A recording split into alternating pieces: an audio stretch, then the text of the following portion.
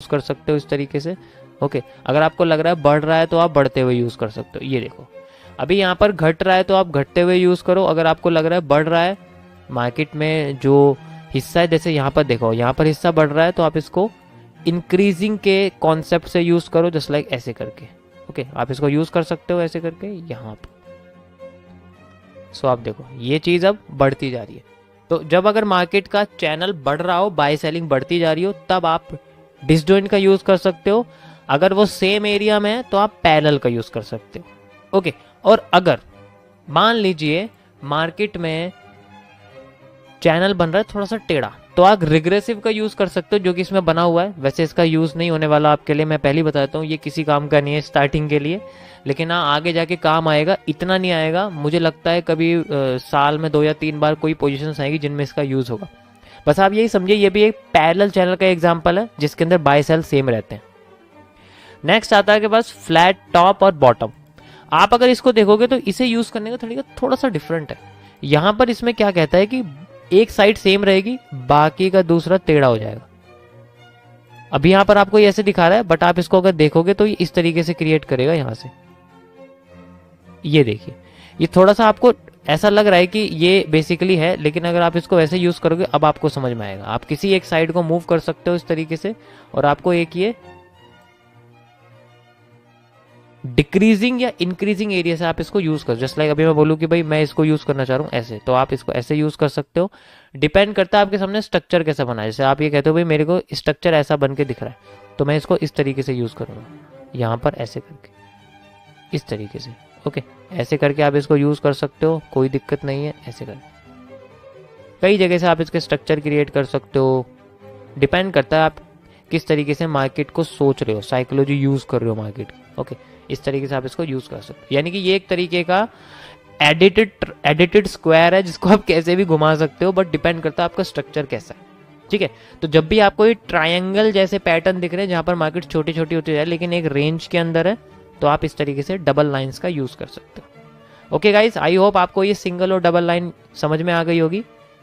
अब चलते हैं हम लोग नेक्स्ट थर्ड लाइन के पैटर्न्स पे, कि थर्ड लाइन के पैटर्न्स कहाँ यूज होते हैं। आपको दिखा देता हूँ, इनको पिच फॉक्स कहते हैं। ये बेसिकली एक तरह से पिच फॉक्स इसको कैसे कहते हैं, देखो फॉक्स तो आप सभी जानते हो, कांटे की चम्मच जो होती है, कांटे वाली चम्मच, उसको फॉक बोलते हैं। तो बेसिकली फॉक के अंदर 2 से ज्यादा ही कांटे होते हैं, इसलिए उनको फॉक कहते हैं। 3 होते हैं, तो इसलिए यहाँ पर कई तरीके की यहाँ कांटे की चम्मच है, देख सकते हो। सबसे पहले पिच फॉक्स जो नॉर्मल नाम है वो यूज होता है, एंड देन आपके सामने स्किप पिच फॉक्स है, मॉडिफाइड एंड इनसाइड। इसमें से आपके सामने यूज होगा पहला वाला और दूसरा वाला, बाकी सब सेम है, ये इसकी तरह ही काम करेगा। मैं आपको पहले पिच फॉक्स यूज करके दिखा देता हूँ कैसे होता है। देखिए, जैसे मान के चलिए यहाँ पर एक एरिया बनता है और हम लोग इसको इस तरीके से कर देते हैं, तो हमें एक एरिया निकल के आता है इस तरीके से। आप देख सकते हो यहाँ पर ये 4 लाइन इसलिए शो कर रहा है क्योंकि बेसिकली इसके अंदर हम एडिटिंग कर सकते हैं थोड़ी सी। यहाँ पर अगर आप जाओगे तो यहाँ पर जितनी चाहे उतनी लाइन आप ऑन कर सकते हो। जैसे आप ये वाली ऑन करना चाहते हो, ये वाली ऑन करना चाहते हो, ये। सो आप इसको शुरुआत में ऐसे ही ऑन रखना। ये एक डायरेक्शनल एरिया, यहाँ से आप डायरेक्शन बना सकते हो इसकी एक तरह से। ठीक है, कि आपको टॉप पे क्या रखना है, जस्ट लाइक मैंने टॉप पे ये एरिया रखा हुआ है और यहाँ से मार्केट स्मूथली ऊपर आई थी और फिर यहाँ आते ही मार्केट ने अपने आप को नीचे गिर दिया। ओके, तो इसका बेसिकली एक तरह से जैसे चम्मच होती है, तो चम्मच का पीछे का हिस्सा किसी दीवार के अंदर हम डाल देते हैं और उसके आगे का हिस्सा इस तरीके से फ्लोट करता है। तो यहाँ पर ये यही डायरेक्शन दिखाता है हमें बेसिकली कि मार्केट जब ऐसे चल रही है तो वो कितना जा सकती है और कब टूट सकती है। इसका यूज आप यहाँ कर सकते हो, जस्ट लाइक मैं आपको दिखाऊं, इसको एक बार और यूज करके दिखाता हूँ। यहाँ से आप देखो इसको ऐसे यूज करोगे आपको तो इसमें समझ में आएगा कि ये कैसे हो रहा है। ये भी इन्फिनाइट का ही एग्जाम्पल है, आप देख सकते हो यहाँ पर ये एक इन्फिनाइट का एग्जाम्पल है। यहाँ पर जैसे ये एक चैनल के अंदर आई मार्केट इस तरीके से, और यहाँ देखो क्रॉस करके ऊपर चली गई। अब यहाँ तक मार्केट आ रही है, फिर नीचे आ रही है। तो बेसिकली इसको हम यूज कर सकते हैं एक ऐसी जगह पे जहां पर थोड़ी कंफ्यूजन पैदा होती है कि हमें वहां ना तो हमें सेम पैरेलल मार्केट का मूव दिख रहा है, ना हमें वहां पर थोड़ा सा उगता हुआ दिख रहा है। जैसे उगता हुआ मैंने आपको डिसजॉइंट चैलेंज बताया था, वहां हमें उगता हुआ दिख रहा है, यहाँ कुछ और ही है।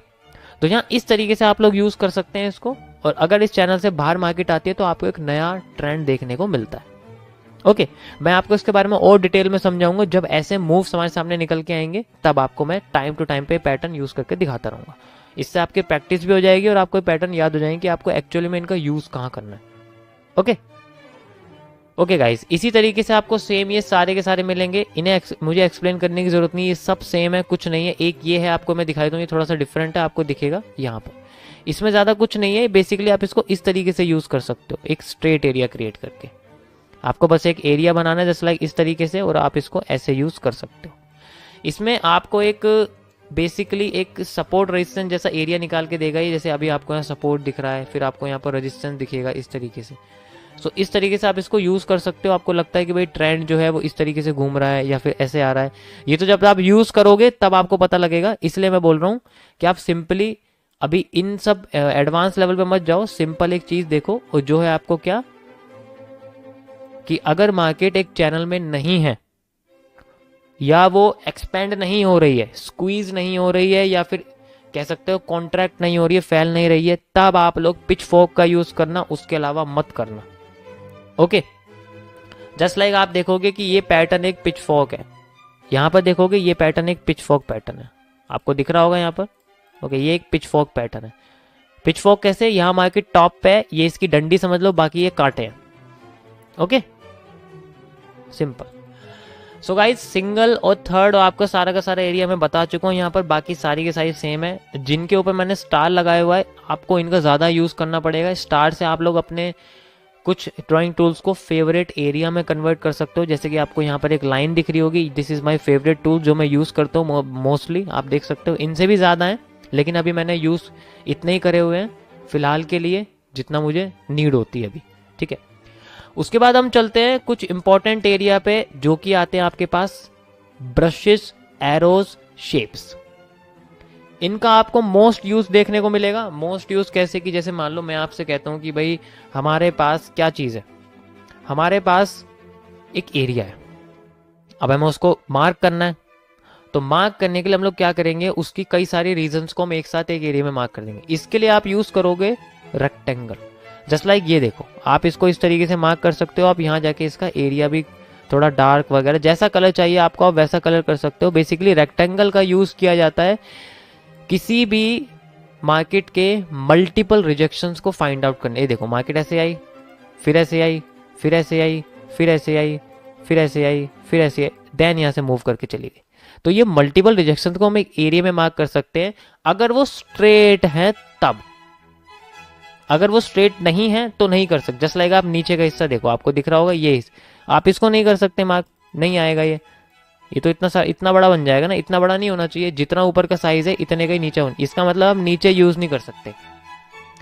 अब ऐसा तो नहीं है कि ऐसा कुछ है नहीं कि जो ये नीचे उल्टी सुल्टी बनी हुई है हम इनको यूज नहीं कर सकते, कर सकते।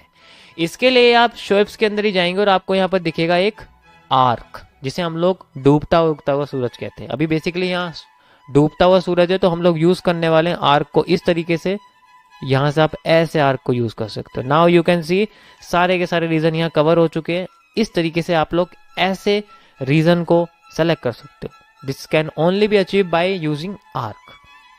एंड ये आर्क बेसिकली मार्केट के बेंडिंग को बताती है, मार्केट कैसे बैंड हो रही है। जैसे एक रॉड बैंड कर देते हैं हम लोग, इसी तरीके से मार्केट बेंडिंग को बताती है। सो तब भी आपको अगर स्ट्रेट सपोर्ट नहीं मिलता है तो आप स्ट्रेट की बजाय इस तरीके से इस आर्क को यूज कर सकते हैं। इससे आपको सारे के सारे रीजन मोस्टली आपके रीजन में आ जाएंगे। ओके, अब चलते हैं नेक्स्ट जगह पर। यहां पर आपको एक चीज और दिखेगी जिसको हम लोग बोलते हैं एलिप्स।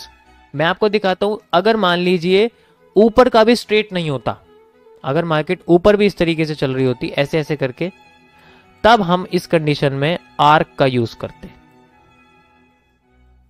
ठीक है, जैसे कि अभी कर रहे हैं। लेकिन अगर मार्केट अब इस तरीके से चल रही है, अब हम आर्क का यूज नहीं कर सकते, हमारे लिए आर्क डेड हो चुकी है। अब हम यूज करेंगे एलिप्स का, क्योंकि यहाँ सूरज जो आधा था वो पूरा हो चुका है, यानी कि चांद बन चुका है। मैं आपको दिखाता हूँ कुछ चीजें जहां पर आपको ये चीज देखने को मिलेगी।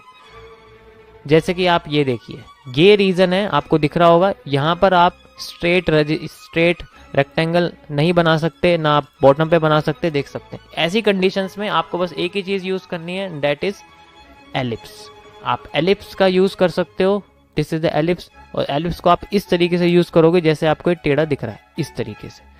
आपको इसमें मैक्सिमम रीजन आपको कनेक्टेड दिख जाएंगे, आपको इसको सही से कनेक्ट करना पड़ेगा, जब जाके आपको एक मैक्सिमम कनेक्शन दिखेगा। आप देख सकते हैं ये भी कनेक्ट हो गया, ये भी कनेक्ट हो गया, ये भी कनेक्ट हो गया, ये भी कनेक्ट हो गया, ये भी कनेक्ट हो गया, एंड देन मार्केट पूरी घूम चुकी है। ओके, आई होप आपको ये चीज समझ में आ रही होगी, एलिप्स का कहाँ यूज करना है, रेक्टेंगल का कहाँ यूज करना है। मैं आपको एक और एग्जाम्पल